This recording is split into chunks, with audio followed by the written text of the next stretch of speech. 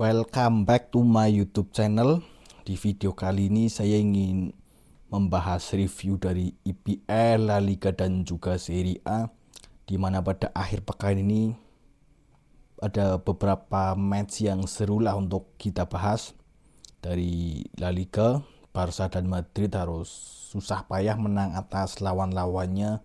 Sementara dari IPL, Liverpool harus mengakui keunggulan MU di Super Big Match pekan ini. Sementara dari ajang Serie A, dua klub raksasa Italia, Napoli dan Juventus, harus mengakui keunggulan lawan-lawannya pada akhir pekan ini. Oke, kita pertama bahas dari La Liga dulu, di mana Barcelona menang 2-1 atas Girona. Barca turun dengan formasi 4-2-3-1, di mana terdapat beberapa perubahan di line up-nya, terutama itu dari lini depan. Kipernya kan Barca bukan kiper utamanya, tapi kipernya adalah kali ini Wojciech Szczesny. Sementara untuk lini depan mereka Yamal, Rashford, dan Toni Fernandes, pemain pelapisnya si Lewandowski dan Ferran Torres. Dari line up Barca ini sudah sangat kurang lah dibandingkan dengan laga-laga sebelumnya. Mereka tampil tanpa Lewandowski, tampil tanpa Rafinha, dan itu sangat berpengaruh terhadap finishingnya Barcelona ini. Barca tampil sangat mendominasi dari segi ball possession dan lain-lain. Tapi yang menjadi masalah pada match kali ini adalah finishingnya. Beruntung mereka bisa mencetak gol pada penghujung laga melalui Ronald Araujo. Tetapi yang menjadi masalah dengan Barca kali ini adalah pertahanannya. Untung Barca ini bisa menang di babak pertama. Itu kan sebenarnya si Girona ini mendapatkan peluang yang cukup berbahaya. Sekali kena tiang.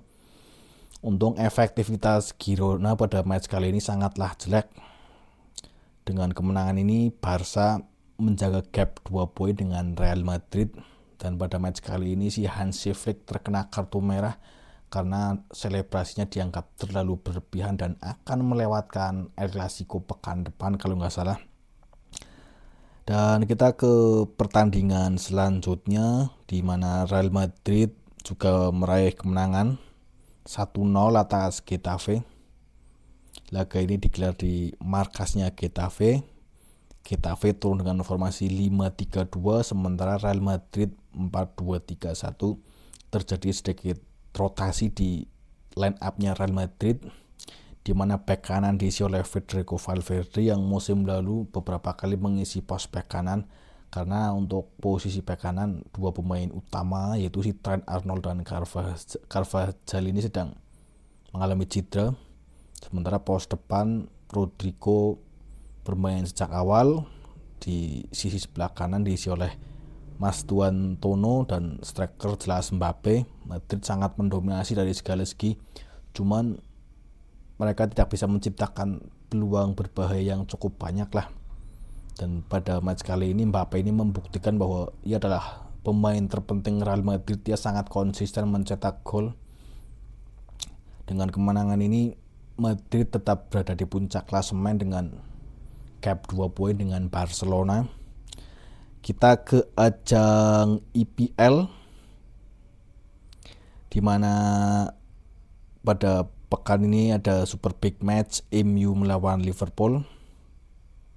Kita bahas itu Chelsea dulu yang menang 3-0 atas Nottingham Forest. Laga ini digelar di markasnya Nottingham. Chelsea turun dengan formasi 4-2-3-1, sementara Nottingham 5-3-2. Terjadi sedikit perubahan di line up-nya si Chelsea, terutama itu dari lini tengah, di mana Malo Gusto berduet dengan Romeo Lavia karena coba bermain sejak awal. Chelsea tampil tanpa dua gelandang jangkar andalanya, yaitu si Enzo Fernandez dan Moise Caicedo, dan itu sangat terasa. Si Malo Gusto dan Romeo Lavia ini chemistry-nya belum dapat lah. Dan di babak pertama mereka ini kan Chelsea melakukan blunder. Untung saja si Nottingham ini finishingnya jelek. Si Pedro Neto itu terlepas dia mencetak 1 gol itu sangat egois, sangat individualistis.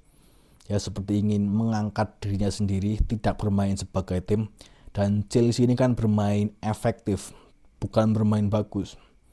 Dan dengan kemenangan ini Chelsea berada di peringkat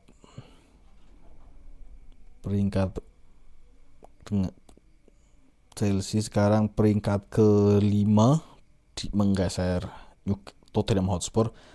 Dengan kekalahan ini Nottingham Forest resmi memecat sang pelatih yaitu Ange Postecoglou yang hanya beberapa match menangani Nottingham, karena Nottingham ini benar-benar sangat jelek awal musim lalu dibandingkan dengan musim lalu lah. Kita ke pertandingan selanjutnya di mana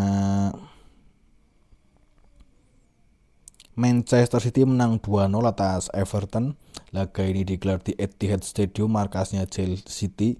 City turun dengan formasi 4-1-4-1, sementara Everton 4-2-3-1. Statistik pertandingan menunjukkan City ini sangat mendominasi dari segala segi. Dan kembali lagi mereka digendong oleh Haaland, mencetak 2 gol pada pertandingan kali ini. Haaland is Haaland, dia tidak perlu bermain bagus tapi tampil sangat efektif, menjadikannya adalah salah satu striker terbaik di Eropa saat inilah. Si Everton bukannya tanpa perlawanan, cuman kualitas pemain mereka tidak sebanding lah dengan Manchester City. Beberapa kali mereka mendapatkan peluang, sayang finishing mereka cukup jelek lah. Dengan kemenangan ini City naik ke peringkat 2 di bawah Arsenal dengan 16 poin, cuman terpaut 3 poin dengan Arsenal. Dan kita ke pertandingan selanjutnya yaitu Tottenham Hotspur yang kena comeback dari Aston Villa. Laga ini digelar di kandangnya Tottenham turun dengan formasi 4-3-3, 4-2-3-1. Mereka turun tanpa si Richarlison, sementara Aston Villa 4-2-3-1. Statistik pertandingan menunjukkan laga ini bisa dibilang imbang lah. Cuman si Aston Villa ini tampil efektif. Golnya ini kan juga tendangan dari luar kotak penalti untuk Aston Villa. Dan si Tottenham ini kan dalam masa yang tidak konsisten untuk beberapa pertandingan terakhir. Si Thomas Frank dan pasukannya seperti si Tottenham ini sepertinya sedang beradaptasi dengan strateginya Thomas Frank yang belum padu lah. Dan kita ke pertandingan selanjutnya di mana Arsenal menang 1-0 atas Fulham. Laga ini digelar di markasnya Fulham. Arsenal turun dengan formasi 4-3-3. Terjadi sedikit perubahan di lini tengah di mana si Eze ini diturunkan menjadi gelandang, sementara untuk 2 winger diisi oleh Bukayo Saka dan Leandro Trossard. Si strikernya diisi oleh si Victor Gyökeres.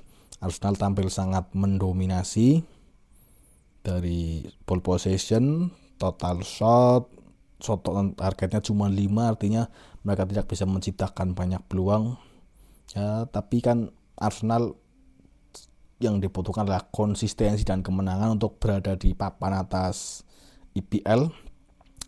Kita ke match selanjutnya di mana MU berhasil meraih kemenangan 2 dramatis atas Liverpool. Laga ini digelar di Anfield Stadium. Liverpool turun dengan formasi 4-2-3-1 di mana untuk kipernya diganti karena si Alisson ini sedang cedera, sementara MU turun dengan formasi 3-4-3 full time.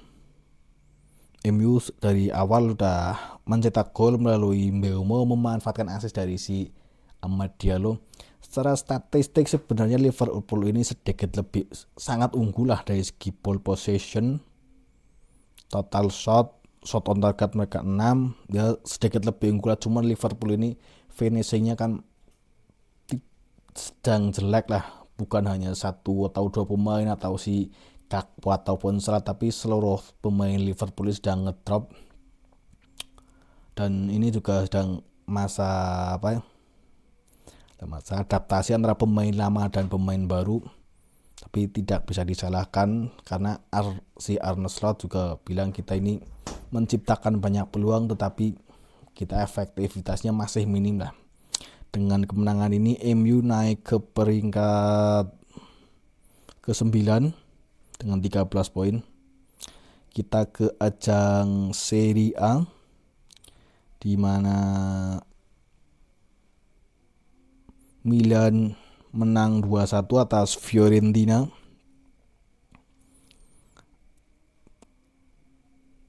Milan turun dengan formasi 3-4-3 sementara Fiorentina 3-5-2. Statistik pertandingan menunjukkan Milan ini unggul dari segi ball possession, sedikit lebih unggul. Dari segi shot on target mereka 4, Fiorentina ini 1. Milan ini bisa dibilang tampil efektif lah dan menjaga konsistensinya, dan mereka menggeser Napoli di puncak klasemen karena Napoli ini kalah oleh Torino. Kita ke pertandingan selanjutnya di mana Torino menang secara mengejutkan atas Napoli.